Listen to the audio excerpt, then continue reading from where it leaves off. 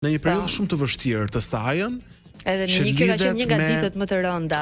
Domethënë njerëzit kalojnë periudha traumatike kur kanë probleme me fytyrën e tyre, kur quhen puçra, quhen akne, si të doni, quheni ju, por Dea ka pasur një periudhë goxha të vështirë me fytyrën e saj. Dea, sa shpesh ke qarë kur ke parë veten, kur shihe veten para pasqyrës te këto foto?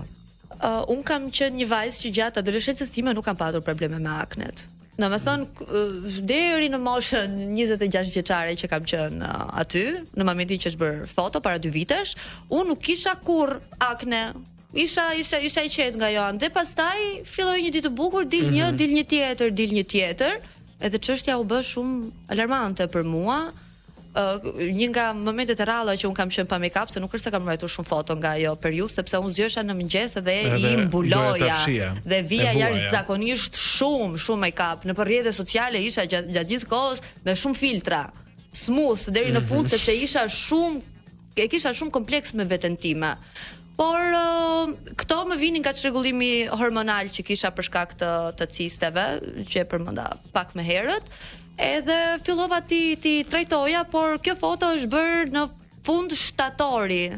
E mbaj mend kur un kam filluar edhe mjekimin, merja një mjekim nga goja, që është një mjekim shumë i fortë me shumë efekte anësore. Si dole, do çfarë bëre, çfarë hapash ndoqa? Un këtu ka qenë pak më vonë kjo fotoja tjetër, dikur kur po filloi po përmirësoj diku, kjo ka qenë në fillim janari, pak kohë para se unë të hyja në Big Brother, ka qenë kjo fotoja.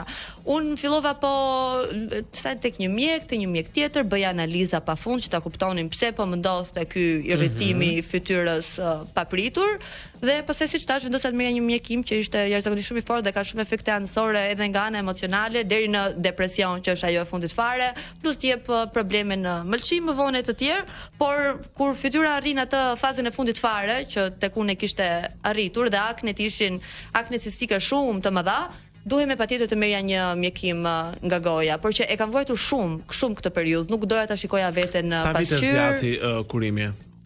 Trajtimi. Domethënë, trajtimi nga goja 1 vit dhe pastaj mua më duhet të kuroja këto shenjat që të mbeten nga aknet, kështu që gati 2 vite, kam 2 vite domethënë që un deri më sa dhe sot vazhdoj bëj trajtime. Gjatë gjithë kohës. Të ndose që të ikje në shtëpi, të hiqe grimin, të hiqe dorë nga përdorimi i filtrave të aplikacioneve dhe të qaje, sepse lodheshe, sepse duhet të tregoje njerëzve perfeksionin. Unë nuk dilja, kishte raste që më ftonin, për shembull për të dalë, thosha që jo, nuk dal sepse nuk ndihem mirë. Ose kur më merrnin shoqet ose kushërirat që më thoshin, hajde shpejt, dil për një kafe, i thosha, jo, sepse unë kam nevojë për 1 orë që të bëjmë gati, sepse duhet të mbuloj problemet që un kam me fytyrën.